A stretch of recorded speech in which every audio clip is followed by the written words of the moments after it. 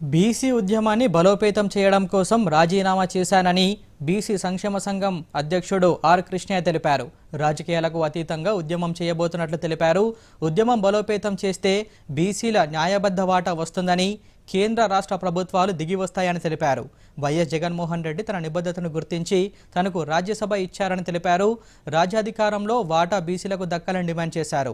ఇక బీసీలకు 50% రిజర్వేషన్లు ఇవ్వాలని, పార్టీ రహితంగా ఉద్యమం నడపాలనే ఉద్దేశంతోనే వైఎస్ఆర్ కాంగ్రెస్ పార్టీకి రాజీనామా చేశానని ఆర్ కృష్ణయ్య స్పష్టం చేశారు. విద్య, ఉద్యోగ, ఆర్థిక, రాజకీయ రంగాల లోపల మన వాట మనకు లభిస్తుంది. స్థానిక సంస్థల్లో రిజర్వేషన్లు పెరుగుతాయి, అదేవిధంగా చట్టసభలో రిజర్వేషన్లు పెరుగుతాయి. అందుకే ఈ తరం తెలంగాణ ఉద్యమం అయింది. అనేక ఉద్యమాలు వచ్చాయి రాష్ట్రంలో. ఆ ఉద్యమాలన్నీ తెలంగాణలో పుట్టినాయి. తెలంగాణతోటే ఆ విజయ సాధన జరిగింది. ప్రత్యేక తెలంగాణ గురించి కానీ, కమ్యూనిస్టు ఉద్యమాలు కానీ, నక్సలైట్ ఉద్యమాలు కానీ, అన్ని ఉద్యమాలు తెలంగాణలో బలంగా జరిగాయి. దాంతో చాలా వరకు సామాజిక న్యాయం కోసం పోరాటాలు జరిగాయి. అవన్నీ ముగిసినాయి.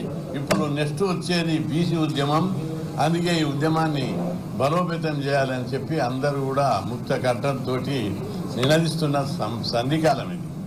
ఆంధ్రప్రదేశ్ ముఖ్యమంత్రి జగన్మోహన్ రెడ్డి గారు ఎంతో అభిమానంతో సామాజిక న్యాయం జరగాలి ఈ కులాలకని నా పోరాటాన్ని, బీసీల హక్కుల కోసం పోరాడుతున్న వైనాన్ని గుర్తించి, కమిట్మెంట్ని గుర్తించి రాజ్యసభ ఇచ్చారు. 2 సంవత్సరాలను తెలంగాణలో కూడా బలమైన ఉద్యమం, బీసీ ఉద్యమం నిర్మిస్తే తప్పనిసరి కేంద్ర రాష్ట్ర ప్రభుత్వాలన్నీ దిగొస్తాయనే ఆశయంతో నా ముందు 2 ఆశయాలు ఉన్నాయి. ఒకటి, రాజ్యాధికారంలో వాటా.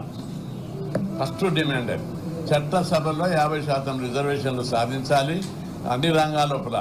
ఇప్పుడు చూడు, ఈ రాష్ట్రం లోపల 121 సీట్లు అసెంబ్లీలు ఉంటే కేవలం 21 సీట్లు మాత్రమే బీసీలకు ఇచ్చారు. ఏ రాజకీయ పార్టీ కూడా బీసీలకు న్యాయం చేయలేకపోయింది. అదేవిధంగా అన్ని రాష్ట్రాల్లో ఇదే పరిస్థితి. ఇంకా మన